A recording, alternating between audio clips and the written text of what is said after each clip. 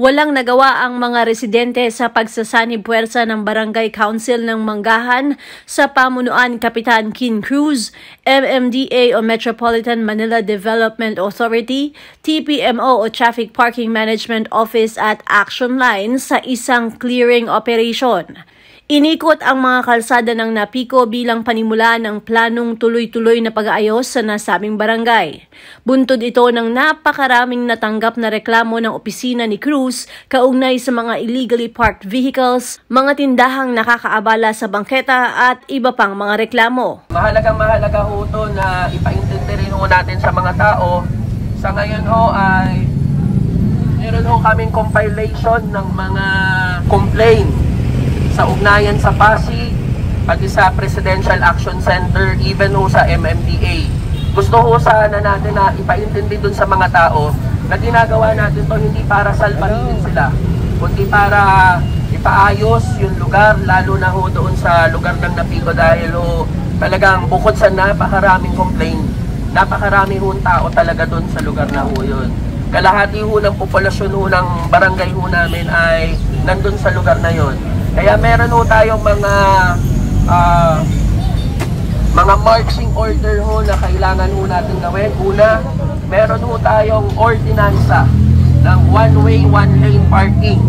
Meaning, meron ho tayong mga konsiderasyon na ibibigay doon sa mga street except for Taniman Avenue, Sampaguita Street, and Velasco Avenue. Meaning, yung tatlong street na yon, no parking ho talaga siya. The rest of the street, one-way, one-lane parking ho doon.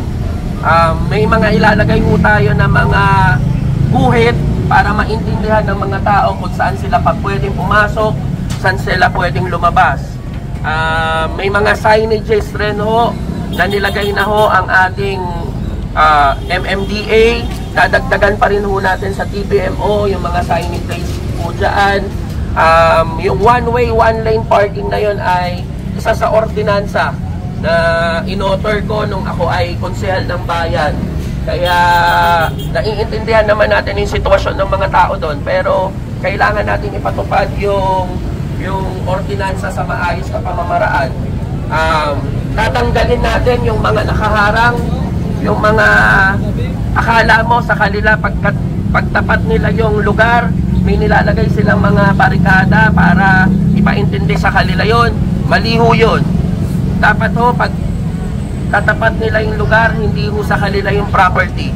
Kukunin ho natin yung mga nilalagay nilang halaman o harang para ipaintindi sa tao na ang kalsada ay para sa publiko.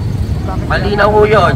Bagamat meron tayong one-way, one-lane ordinance, basta merong harang sa driveway, nakahanda naman ang ating mga TPMO para huliin ito. Ikita natin, walang masama doon.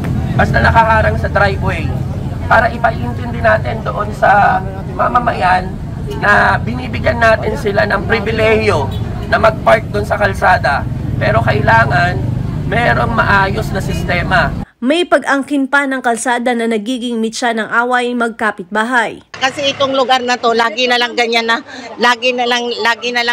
naglalagay siya ng bote diyan. Araw-araw na lang ganyan. Kung may gustong magparking, hindi pwedeng magparking. Pangsamantala lang naman, hindi permanente. Siya hindi permanente, nilalagay niya yung mga bote diyan. Parang inangkin na ho yung kalsada. Inangkin na ho nila yung kalsada, ayaw ho nilang tanggalin diyan. Kasi sasakyan daw nila ilalagay dyan pag dumating. One lane po ito. Alam din ng MMDA yan na one lane ito kasi napagmitingan namin. Pati Bantay Pasig, pati PTMO, kasama ko lahat sa napagmitingan namin dito. Kanya lang, nagtataka ako bakit ngayon yung one lane lahat inaalis. Ayaw nila magpaparking.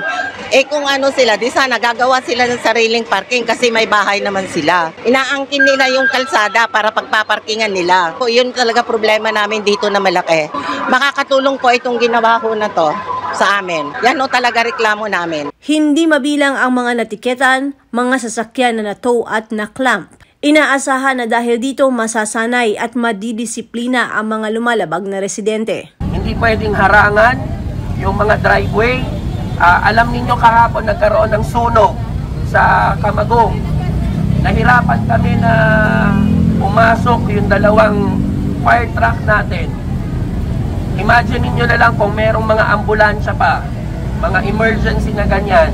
Kaya yun yung purpose kung bakit natin kailangan isaayos yung lugar natin dito sa barangay natin. So, hindi naman ho tayo naghahanap ng away, naghahanap tayo ng kaayusan.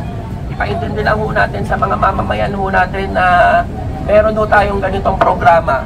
Pagsasaayos ng talipapa, lalagyan ho natin siya ng guhit para ho ipaintindi sa mga mamimili na meron silang hangganan kung saan sila pwedeng hindi lumagpas o lumagpas. Meron tayong mga ilalagay na mga yellow box, mga signages, mga no parking area para yung mga kanto hindi nila parkingan kasi nahihirapan dun sa pag-iikot. So, alam ko pong marami pang kailangan gawin para sa ating barangay, pero sa tulong po ninyo ng MMDA, PBMO, Action Line, Engineering at mga kawani ho ng pamahalaan ho natin, tingin ko unti-unti mapapaintindi ho natin yung mensahe ho natin sa ating publiko. Ako si Luan Peñano para sa latest ng iNews Pasig.